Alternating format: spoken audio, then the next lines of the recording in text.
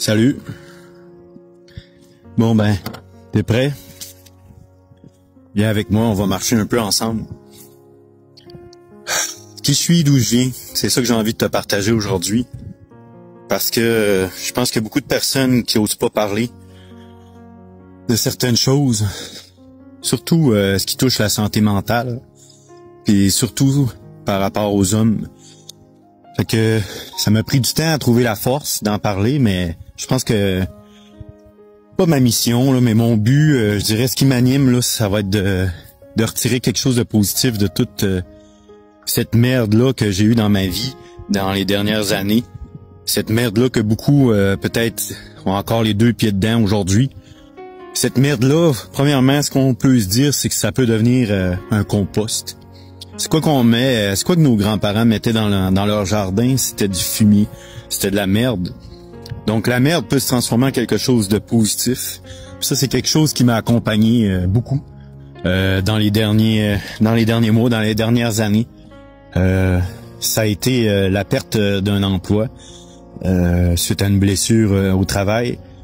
Ensuite, les problèmes financiers sont arrivés, de nombreux défis, une séparation, un enfant à travers de ça, la perte de l'enfant qui a été placé en famille d'accueil, la dépression, le burn-out, les idées suicidaires, beaucoup de choses qui sont arrivées dans ma vie qui ont fait que j'ai été acculé au pied du mur, qui a fait que j'ai perdu pied, que pendant des années, je me suis senti comme pris au milieu d'un torrent sur une roche.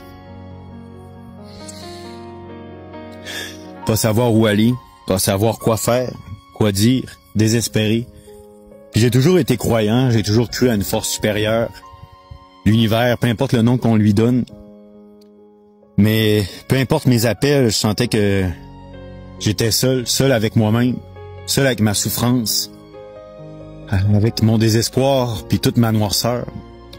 Puis je vais vous en parler dans d'autres vidéos, mais la première chose que j'aimerais vous dire aujourd'hui dans cette vidéo-ci, c'est qu'il faut pas avoir peur, premièrement, d'aller chercher de l'aide quand il le faut. J'ai eu ma première pensée suicidaire, j'avais 12 ans. Puis j'avais même installé une corde, une petite corde, là. C'est quand on est plus jeune, on pense pas vraiment. Mais quand même, j'avais pris le temps de l'installer puis de l'accrocher au plafond. Puis ça m'a toujours marqué, me dire aussi jeune, d'avoir des pensées suicidaires. C'est parce que j'ai un lourd vécu. Étant enfant, on a connu la pauvreté, la violence, plein de choses. Fait que ça m'a suivi. Puis aussi, je pense que c'est intergénérationnel. C'est quelque chose qui peut nous suivre aussi, la maladie mentale.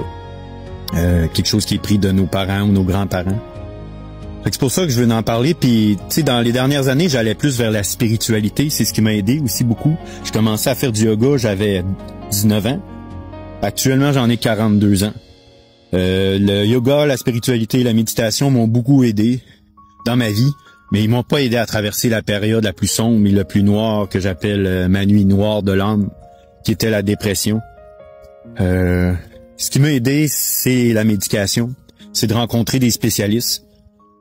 Juste avant que ma fille naisse, j'ai fait le choix, même si c'était contre mes valeurs, parce que pour moi, encore en étant un homme, c'était une marque de faiblesse de devoir prendre la médication. De pas réussir à me traiter moi-même par ma pensée positive, par tous les outils de cheminement personnel que je suis allé chercher dans ma vie.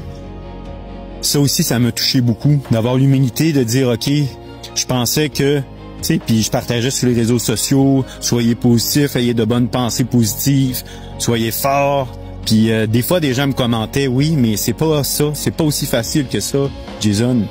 Mais tant que tu vis pas ta nuit noire de l'âme, tant que t'as pas connu la réelle souffrance qui te ronge de l'intérieur, j'avais jamais connu l'angoisse aussi. Puis après, j'ai connu l'angoisse qui me pognait à la gorge puis qui me faisait sentir mal sans aucune raison. Ben pour mon enfant, j'ai décidé de prendre la médication. Puis c'est ce qui me fait rester ici sur Terre, les deux pieds sur Terre. Parce que les idées suicidaires, j'ai vu ça un peu comme une sorte de bibite, une sorte de petit monstre qui rentre dans ta tête puis qui vient à te susurrer des mots, des phrases qui sont de plus en plus comme lourdes, pesantes, puis que malgré toutes mes croyances, malgré toute ma force intérieure, Je voyais pas d'autre solution. C'est comme si ta petite voix noire à l'intérieur te dit qu'il n'y a pas d'autre solution que de mettre fin à tes jours. Mais j'ai eu quand même la force de voir que c'était pas moi, puis c'est pas ce à quoi j'aspirais. Puis tu sais, j'avais une fille, un enfant merveilleux, je devais être l'homme le plus heureux du monde, mais même ça m'accrochait pas à la vie. Donc la médication m'a permis de ralentir mes idées, de faire un peu le vide, le point, puis après ça de faire ce travail intérieur-là, d'avoir l'humilité de se regarder en face, d'admettre qu'on a un problème, puis d'aller chercher ce qu'il faut pour traverser ça, puis de faire de toute cette merde-là un engrais. Fait que tout ça pour dire là, parce que ça fait quand même bientôt 6 minutes, je pense que je pourrais parler pendant plusieurs minutes, longtemps, puis ça, je vais peut-être utiliser ma chaîne YouTube pour ça, parce que les réseaux sociaux, actuellement, priorisent plus les courtes vidéos. Donc, voilà, c'est ce que j'avais à vous dire aujourd'hui, lâchez pas, parce que là, moi, je m'en sors peu à peu, puis le soleil se lève à travers les nuages, la tempête, puis l'ouragan que j'ai connu. Le soleil a fini par se lever, parce que je l'ai pris un pas à la fois. Puis un pas à la fois, tu peux gravir n'importe quelle montagne. Tu t'assis, tu te reposes, tu regardes alentour, tu te connectes à ta force intérieure, puis après ça, tu refais un autre pas. Un pas à la fois, un jour à la fois, une respiration à la fois.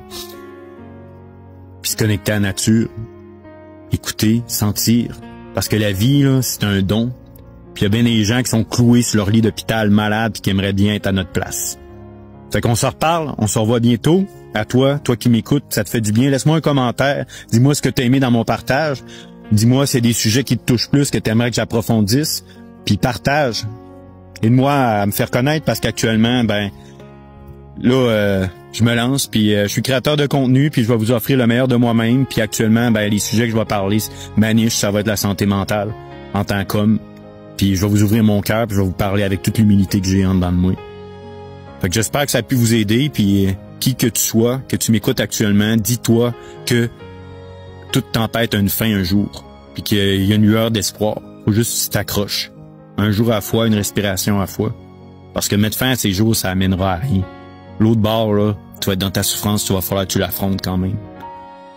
Fait que je suis là, s'il faut, suis-moi sur mon profil, suis mes vidéos, mes conseils, puis je mets un lien en commentaire aussi.